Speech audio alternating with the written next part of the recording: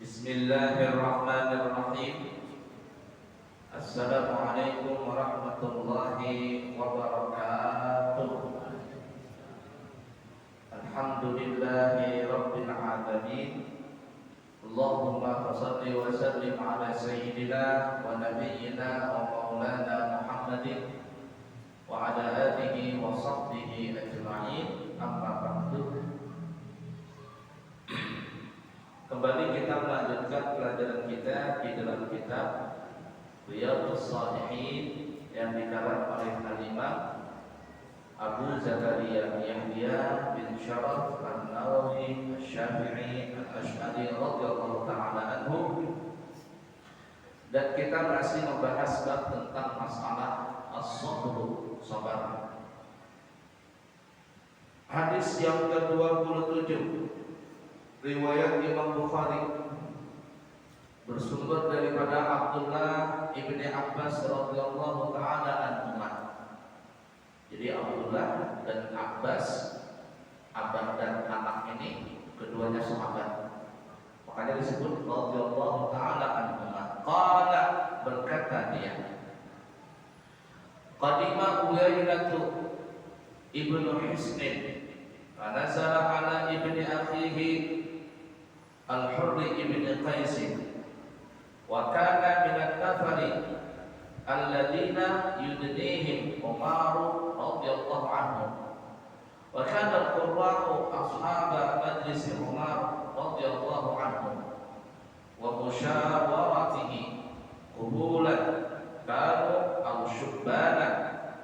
Faqala Uyainatu li ibni akhihi, ya ibn akhi, laka wajhun inda hadzal amir fastahdid li alaihi. Fastahdana fa'adina lahu Umar. Falamma dakhala qala hiya ya ibn al-Khattab, fa wallahi ma tu'tina al-jazla wa la tahkumu fina bil adli. Wa ghadiba Umar radhiyallahu anhu hatta hamma ayyubi'a bihi. Faqala lahu al-Hurr, ya Amirul Mukminin, inna Allah Ta'ala qala li nabiyyi sallallahu alaihi wasallam, khudhil afwa wa'mur bil 'urfi wa 'arid 'anil jahilin, wa inna hadha min al-jahilin. Wallahi ma haja jawazaha Umar hina talaha wa kana waqqafan inda kitabillahi ta'ala. Yang artinya, Abdullah bin Abbas bercerita, Uyainah bin Hisn suatu ketika datang. Ia menginap di tempat keponakannya yang bernama Al-Hurr bin Qais, di mana Al-Hurr bin Qais ini ia termasuk orang yang dekat dengan Sayyidina Umar. Al-Hurr bin Qais ini orang yang dekat dengan Umar. Pada saat itu Sayyidina Umar lagi jadi khalifah, ya. Sayyidina Umar jadi khalifah.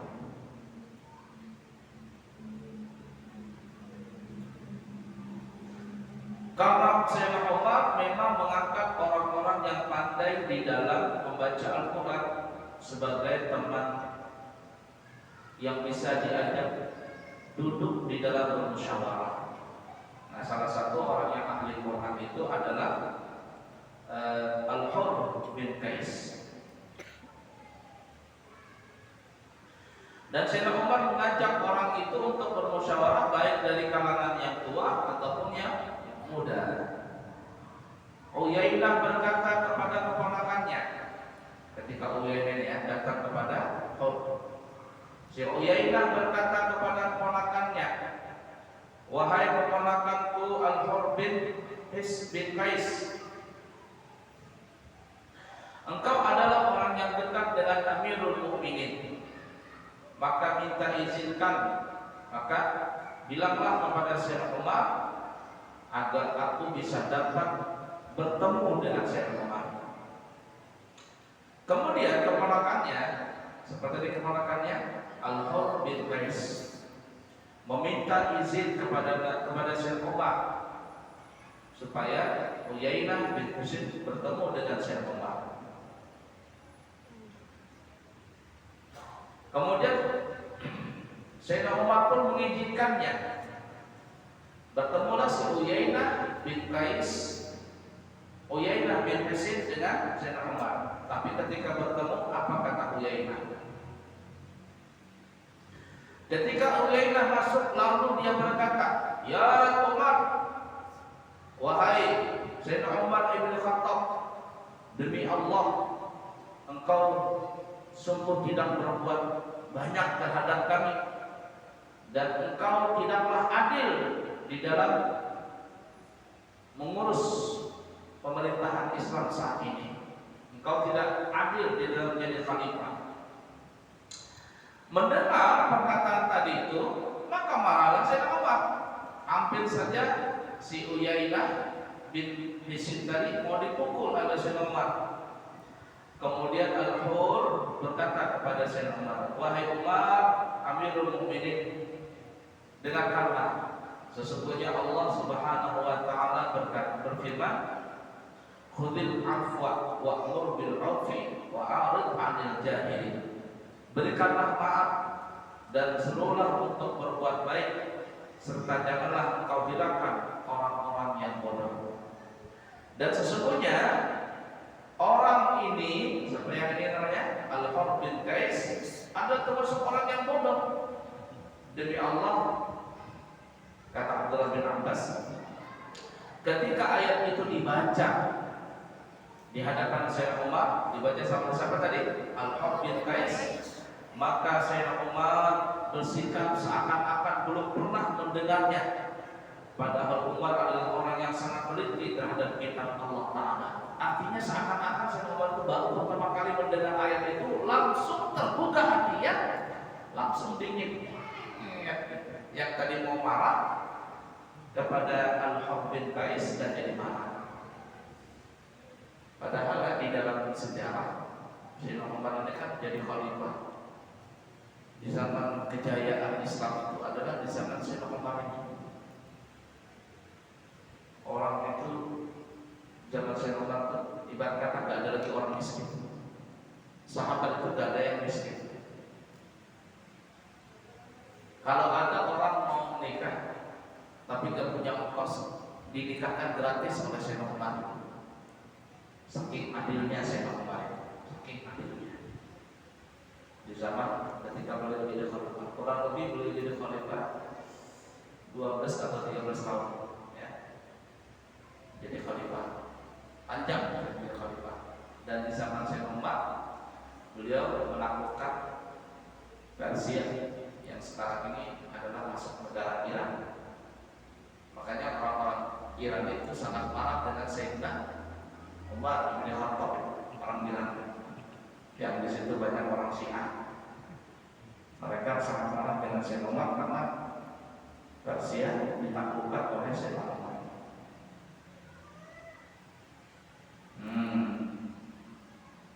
Adil Sayyidina Umar itu sangat adil. Tapi ada orang bodoh, ya, artinya memprotes. Orang lain tidak ada yang protes, semuanya senang. Tiba-tiba si Al-Hur bin Qais ini datang dari Sayyidina Umar, "Engkau ini kurang adil, engkau bijaksana." Memprotes, kata Sayyidina Umar. Tiba-tiba ini orang langsung marah-marah. Apa ini ceritanya? Mau dipukul sama Sayyidina Umar. Lalu Uyainah bin Hisin berkata, "Sudah, maafkan saya, ini orang bodoh, bisa dihiraukan." Mendengar ayat yang dibacakan tadi, Sayyidina Umar langsung luluh hatinya. Pernah ya di zaman Sayyidina Umar, ketika beliau jadi khalifah, beliau berjalan di kota Madinah. Pada saat beliau berjalan di kota Madinah, tiba-tiba kota Madinah ini gempa. Gempa. Maka beliau pun menghentakkan kakinya plus juga tongkatnya. Tongkat. Bumi ini dipukul sama Sayyidina Umar, kaki diinjak, ya, bumi tadi diinjak, dihentakkan, dipukul lagi sama tongkat, bum, dicampur bumi tadi di Madinah ini goyang. Kata Sayyidina Umar, "Hei, ya Allah, hei, aman. Kenapa engkau berubah? Apakah aku ini orang adil kan menjadi khalifah sampai kau gempa?" Ketika mendengar Sayyidina Umar menghadir demikian, dan orang Banjar lucut si Bumi tadi, aku lucut, aku tak langsung berhenti waktu itu juga.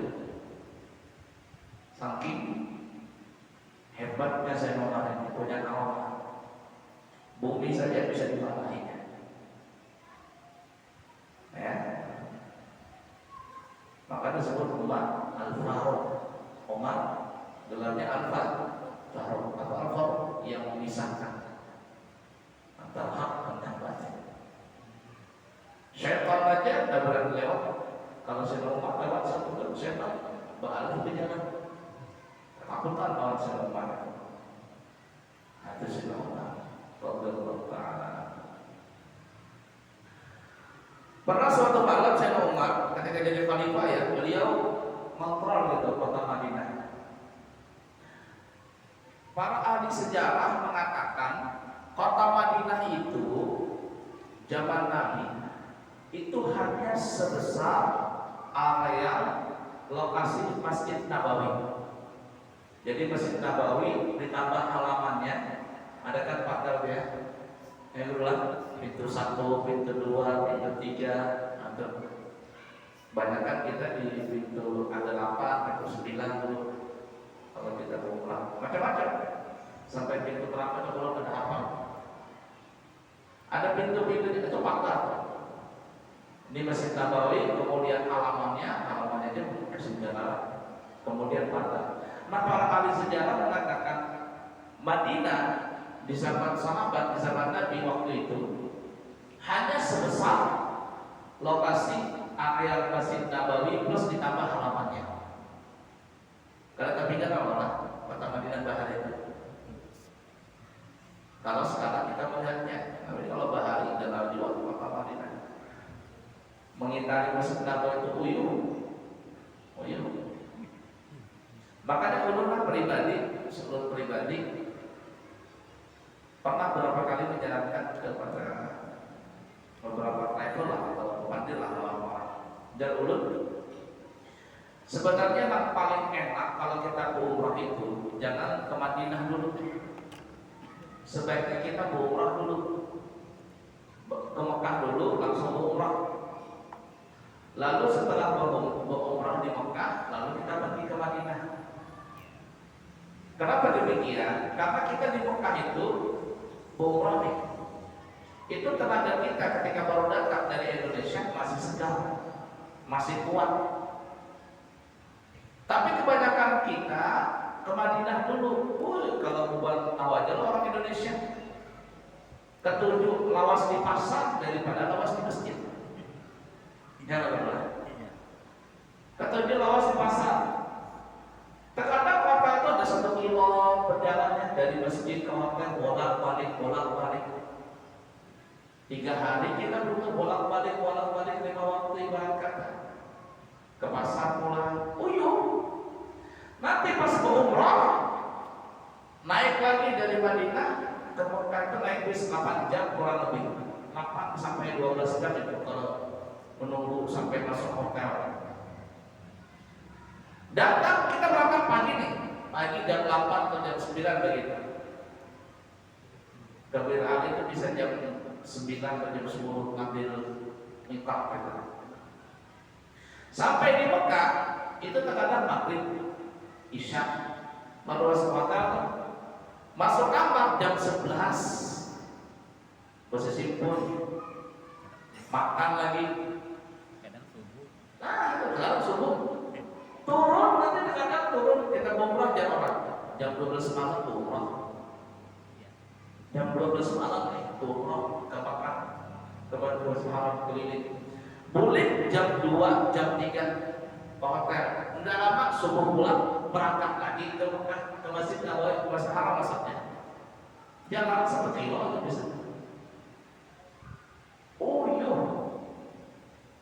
Makanya orang banyak kena tahan. Nah, lu menjalankan beberapa kali aja dulu, kalau bisa aja dulu travel ini jangan turun di Madinah, ke Mekah dulu umrah.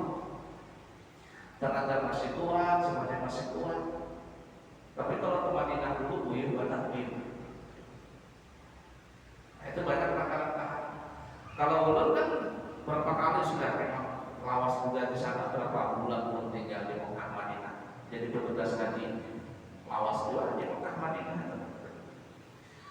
Jadi kalau umrah level umrah turun di Madinah, kemudian ke Mekah, datang jam 10 malam, hubungannya itu langsung ke umrah. Ulun kada okay. Sampai malam, tengah malam datang. Ulun berpadah lawan mutawifnya. Jadi ulun, Ustaz, anak tidak ikut umrah. Kenapa Pak Yai? Anak nanti aja kualitas subuh baru umrah. Jadi kuring dulu di hotel. Nah orang-orang ini kan banyak tidak paham umrah. Ya kalau terpakai katanya aman aja kan, pakai sudah paham ya. Jadi pembuahannya umrah nanti jam 2 jam 3 boleh pergi ke hotel. Pembuahannya datang hanya urut tulis tolak kan masjid haram. Umrah selesai umrah waktu subuh masuk sawat kulit. Oh iya benar. Kita kembali ke Masjid Nabawi. Jadi Masjid Kota Madinah zaman dulu itu hanya sebesar area Masjid Nabawi ditambah halamannya, sebesar itu aja. Keluar Madinah. Ya. Jadi sebesar itu aja Kota Madinah di zaman Nabi. Dan saya tahu Pak, ketika jadi khalifah pernah suatu malam, apa bahasa Inggrisnya, sidang lah. Ya, berjalan Sidin lawan ajudan. Ya, jalan ke sini. Kita melihat kondisi rakyat kita di malam hari. Apa gawiannya? Jalan saya putar. Sekalinya melewati satu rumah orang miskin. Anak ini menangis. Dan anaknya tengah malaman apa? Jawabannya tunggu, katanya tunggu. Mama lagi masak. Anak tidak paham. Sampai beliau lagi anaknya, bangun lagi anaknya. Lapar kata mamanya. Mama lagi masak, belum masak lagi tenang. Dia tuh apa yang dimasak? Belum masak lagi masakannya. Jelas saya karena masak. Yang dimasak batu. Yang dimasak batu. Saya bilang ketok pintu. Ada apa yang bisa dengan saya kamu malam ini? Ini orang miskin ini, ibu ini dan lawan anak-anaknya kada tahu ini saya rumah. Kenapa ibu anaknya menangis? Iya ini anak saya lapar. Saya Umar itu bertanya, kamu jadi khalifah enak saja kuring kenyang perut. Kami rakyatnya kada digerokan. Tersinggung saya Umar. Tapi kada memukul, tersinggungnya tak sentuh hatinya. Bagaimana aku di akhirat nanti menanggung begini besarnya beban rakyat. Kata Sinoma, oh begitu kan? Iya, Sinoma tuh enak-enak aja, tentang jadi khalifah digaji. Kami maka rakyatnya kelaparan. Imbal itu Sinoma pun menangis kan? Kata Sinoma, baik bagus saya izin pulang ya sebentar. Ini ibunya nggak tahu di Sinoma. Boleh Sinoma ngadu, ya. Setengah jam berjalan lawak ajudan, kata Sinoma, ya ajudan buka ke Baitul Mal, bahasa Inggrisnya gudang penyimpanan zakat, gandum, kurma, ada gudangnya. Buka kata Sinoma. Dibuka lawan ajudan tadi, lalu Sinoma mengambil 2 karung gandum. Kalau kita ini beras lah. Sayyidina Umar memikul sholat, 2 karung gandum itu tepung tuh dimikul sholat. Bawa kurma, bawa mentega, bawa apa? Susu apa? Kecup ceritanya. Ajudan ya Umar, ya Khalifah, biar aku aja bawa. Kata Sinoma, apakah engkau mau memikul bebanku di akhirat nanti? Biarkan saja aku memikul ini supaya Allah tidak lagi bertanya aku di akhirat, bertanya tentang aku di akhirat nanti. Kalau kamu yang pikul, mau nggak kamu yang tanggung jawab menjawab permasalahanku ini? Dan dia ajudan tadi. Saya membawa ketok pintu lagi, ketok dibuka orang miskin. Bu, ini bu ada gandum bu. Alhamdulillah. Lalu saya Umar apa? Sidin nak memasak. Sidin nak memasak. Mengolah roti, mengolah daging, apa semuanya, keju. Mengolah sampai masak, sampai disuapin anak-anak miskin dan disuapin. Sampai kakaknya guling. Nah perempuan tadi ini nak janda katanya, wahai fulan katanya, sebenarnya yang pantas jadi khalifah itu kau, bukan Umar di sana. Biar yang jadi khalifah sebenarnya, bukan Umar yang guling-guling nyaman di sana. Ajudannya sudah tak marah. Biarkan dia melampiaskan kemarahan. Nah akhirnya selesai, boleh saya Umar. Karena pada orang ajar kamu tahu nggak siapa apa itu? Siapa? Itu Sayyidina Umar. La ilaha illallah ajarnya. Sudah menyambat-nyambat, menyarik-nyariki. Sayyidina Umar. Radhiyallahu ta'ala. Jadi di zaman Sayyidina Umar itu keadilan luar biasa ya. Sangat adil. Orang-orang miskin tidak ada, orang yang kelaparan tidak ada. Bahkan kalau hendak menikah, dinikahkan oleh Sayyidina Umar. Pemabuk tidak ada, berzina tidak ada, aman zaman Sayyidina Umar. Memang terkadang ya dalam satu negara itu terkadang pemimpin itu diperlukan pemimpin yang keras, bukan otoriter, yang tegas maksudnya, yang tegas. Kalau otoriter kemauan dia kan dituruti, salah juga. Sayyidina Umar ini tegas sesuai dengan Al-Quran dan hadis, sehingga damai tentram di dalam negara Pertamina waktu itu. La ilaha illallah Muhammad Rasulullah sallallahu alaihi wasallam. Nah, itu Sayyidina Umar ya. Beliau begitu tegasnya, tapi ketika mendengar bacaan ayat Al-Quran, beliau langsung luluh lantak. Sayyidina Umar itu kan orangnya tegas sekali ya. Karena Sayyidina Umar itu boleh ke rumah, boleh rumah. Sampai di rumah, bini sini bemamai habis-habisan. Ya kalau bukan dimamai Sayyidina Umar nih. Sahabat melihat, ternyata Sayyidina Umar istiqomah juga. Apa istiqomah? Ikatan suami-suami takut istri kalau di rumah. Istiqomah, ikatan suami takut istri kalau di rumah. Kalau di kantor maka ganas banget, tegas. Tapi di rumah ternyata jadi bos bini. Alah tuh Sayyidina Umar. Sayyidina Umar tuh dibamai loh bini berdiam saja. Padahal kalau saya tapi saya berdiam saja. Jadi ditakuti lawan sahabatnya, Umar, biar ini ganas banget kalau di kantor. Tapi ketika guling, kenapa biar takut banget lawan bini? Jangan saya tahu apa bahasa kitanya kan. Aku sebenarnya bukan takut lawan bini, aku menghargai istriku itu, karena dia yang melahirkan anak-anakku, karena dia yang menyediakan makanan, minum, pakaian dan semuanya kebutuhanku di rumah, karena dia yang bisa aku menjaga kehormatanku. Karena seperti istriku, aku bisa menjaga kehormatanku. Lalu buat apa aku marah? Dia marah seperti itu karena dia capek di rumah banyak gawean. Biarkan saja. Itu Sayyidina Umar. Makanya ada istilah yang lucu aja Pak.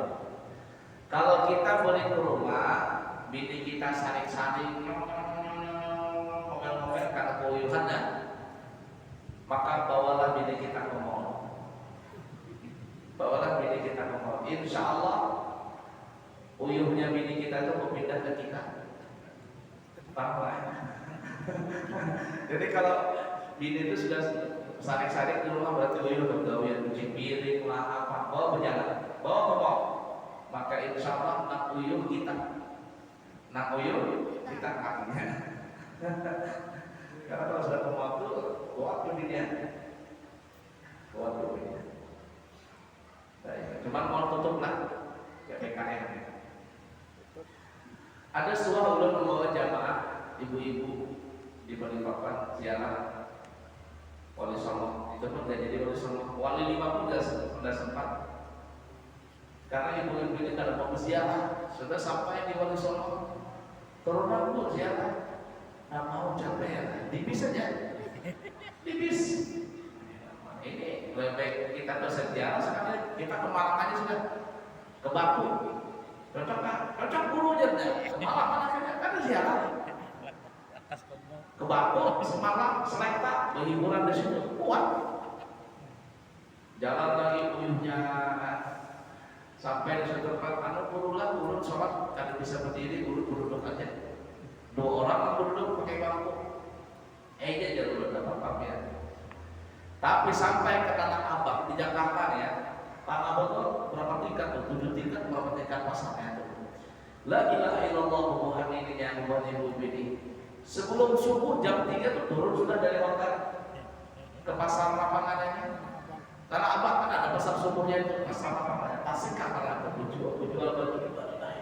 Kuatnya itu nanti gue beli. 7 tingkat berapa tingkat tuh? Naik turun kuat. Termasuk pembuahan kang ibu nang tadi nang ada sembahyang kada bisa berdiri. Jadi dalam biar ini tadi itu sholat kada bisa berdiri, tapi 7 tingkat naik turun bisa. Jalur ulun aku jalur kan sudah biar tulang aja sebelah turun anak beristirahat. Kalau ulun nama ikut ibu, ya tadi ulun aku yang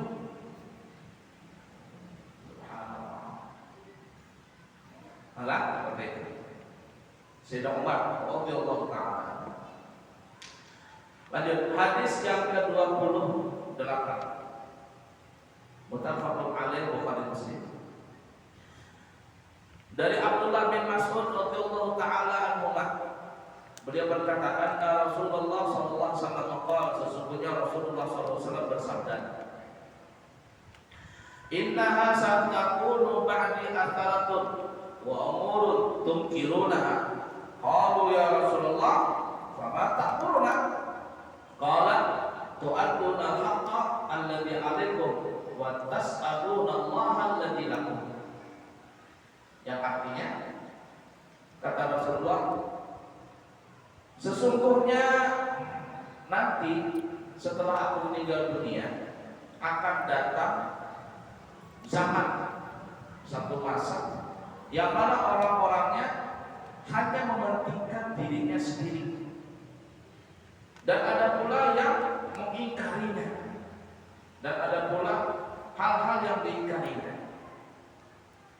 Sampai kira-kira zamannya sekarang orang memikirkan dirinya masing-masing.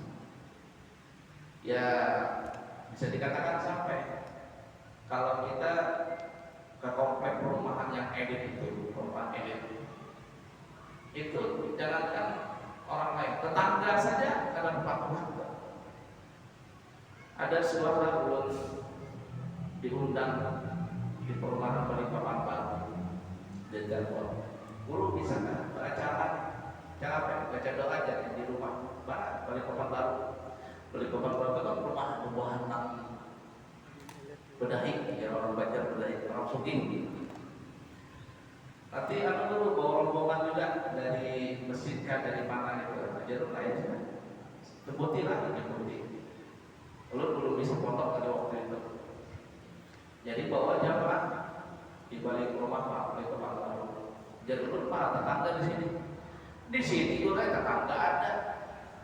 Tapi kami di sini tetangga orang Cina. Orang Cina di sini orang keluar rumah naik mobil, turun dari rumah langsung masuk rumah. Ada ketahuan di sini. Ya kan? Hidup begini level juga. Jadi keselamatan aja, keselamatan tuh memanggil orang luar, memanggil orang luar. Ada juga salah satu perumahan di Balikpapan, menengah ke atas kan. Ulun tuh waktu itu ceramah subuh. Mbah ceramah subuh, ulun dipanggil, disuruh datang ke salah satu rumah tetangga, ke rumah orang situ, antar memberi sumbangan ke korban. Ulun datang ke situ. Sekali ada ambulan di rumahnya orang ini, sampingnya itu tetangganya ada ambulan. Ulun keluar, ulun langsung pintu, buka pintu, keluar dari rumah. Jadi ulun ada apa ini? Bukan Kiai, tetangganya meninggal dunia. Kami tidak tahu. Kami tidak tahu meninggal dunia, tiba-tiba mau mobil ambulan langsung ada di hadapan rumahnya, langsung dibawa dua. Ini belum corona lagi, jauh belum musim corona, jauh kenapa? Ya itu karena mulai langsung dibawa ke Jawa, yayasan Ahmad waktu itu. Jadi kami sebagai tetangga bagaimana mau datang? Nak meninggal ini kada mau didatangi. Nah, itu susahnya, nafsi masing-masing aja mengurus diri sendiri. Jangan nanti akan datang zamannya seperti itu, orang mementingkan dirinya sendiri-sendiri, tidak bagi orang lain. Dan ada pula hal-hal yang diingkari. Artinya banyak kejadian fitnah yang kita itu tidak bisa melawan. Memprotes pada wali, kalau wali protes ditangkap, mau karena mau sudah. Lalu kata sahabat, ya Rasulullah, kalau seandainya terjadi zaman itu dan kami masih hidup, kata sahabat, apa yang engkau perintahkan kepada kami ketika kami menemui zaman itu? Maka Nabi kita Muhammad SAW menjawab, kalian harus menyampaikan kebenaran yang kalian ketahui, dan kalian hendaklah berdoa kepada Allah agar mendapatkan hak kalian. Kalau memang tidak benar, sampaikan kebenaran tadi. Makanya alhamdulillah ada di antara kita orang-orang yang masih gigih berjuang untuk membela kebenaran itu. Ini tidak sesuai dengan agama, tidak sesuai dengan aturan hadis. Datang, kalau di Indonesia kan namanya ada mahkamah konstitusi. Kalau tidak puas, datang ke mahkamah yang tinggi. Bicara, ini undang-undangnya harus dirubah. Nah, punya suara protes. Tapi caranya tidak diterima juga, ya sudah. Mau bagaimana lagi? Terjadi zamannya sekarang. Sebenarnya bukan zaman ini aja, mulai zaman dulu sudah ada. Raja yang zalim,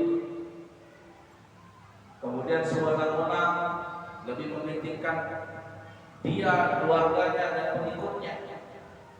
Yang tidak sesuai dengan dia disiksa, dibikin sengsara. Memprotes karena tahu, berani dibunuh, berani dipenjara. Mulai zaman dulu sudah ada, mulai zaman Fir'aun, mulai zaman Namrud. Tapi zaman Nabi kita sudah banyak. Dan kata Nabi, maka kalian sampaikan ayat hak, sampaikan yang sesuai dengan Al-Quran dan hadis, bersabar dan ambillah hak kalian. Kalau memang ada hak kalian ambil.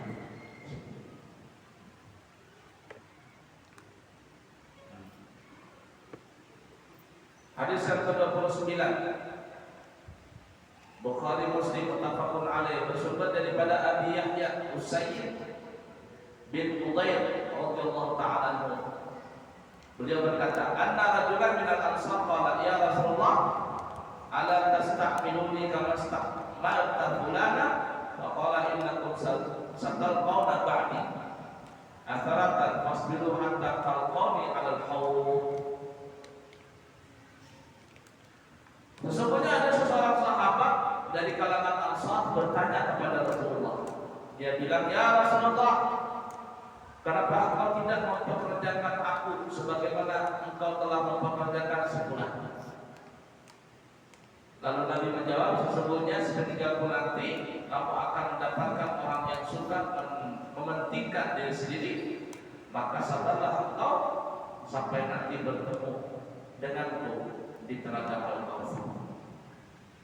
Jadi sahabat meminta dijadikan khadam juga, tapi kata Rasul, tidak usah tambah saya. Tiba-tiba Rasul bercerita, kata Rasul, nanti kalian akan bertemu di satu zaman yang mana di zaman itu orang-orangnya suka mementingkan dirinya sendiri.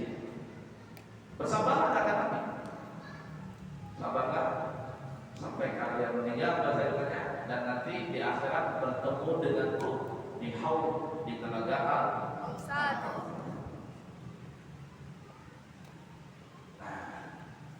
Terakhir, kita habiskan saja bab sabar. Muttafaqun alaih Bukhari Muslim, bersumber daripada Abu Ibrahim Abdullah bin Abi Aufa radhiyallahu taala anhu. Jadi Abdullah dan bapaknya Aufa, Abi Aufa, dua-duanya selamat.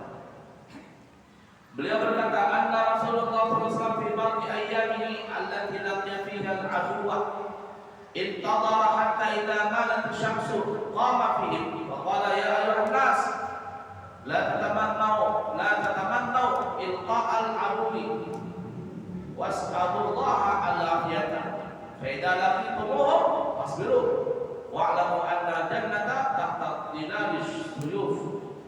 Thumma qala Nabi sallallahu alaihi wasallam, Allahumma munzilal kitab wa mujriyas sihab wa hazimal ahzab ihzimhum wansurna alaihim.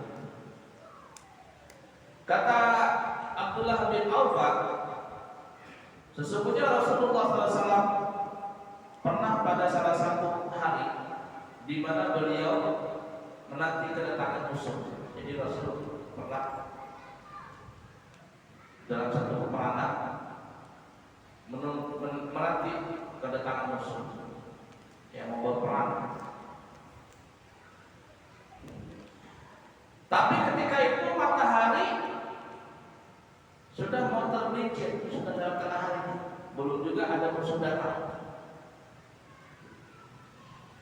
Lalu bangkitlah Nabi kita Muhammad SAW di tengah-tengah para sahabat berdiri sebagai komandan perang.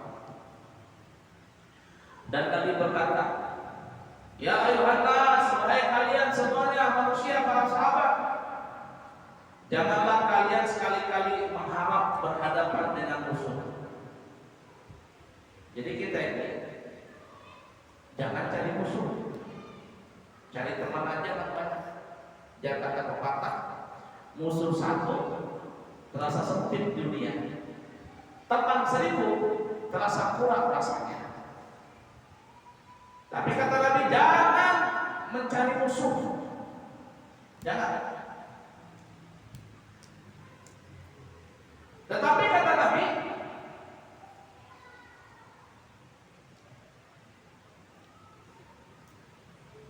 mohonlah keselamatan kepada Allah, minta afiat keselamatan. Dan apabila kalian berhadapan dengan musuh, maka bersabarlah. Kalau sudah ada musuhnya, ya sudah. Perang, bersabar dalam menghadapi musuh tersebut. Dan ketahuilah kata Nabi bahwa surga itu di bawah naungan bayangan pedang. Al-jannata tahta dhilalis suyuf. Surga itu di bawah naungan pedang. Kemudian Nabi kita Muhammad SAW bersabda, wahai Allah, Zat yang menurunkan kitab, wahai Allah, Zat yang menjalankan awan, wahai Allah, Zat yang mengalahkan musuh, kalahkanlah mereka musuh-musuh kami, dan tolonglah kami untuk mengalahkan mereka. Artinya di sini jangan cari musuh, tapi kalau bertemu dengan musuh jangan lari. Wallahu a'lam. Nanti kita sambung lagi bab tentang masalah jujur, insya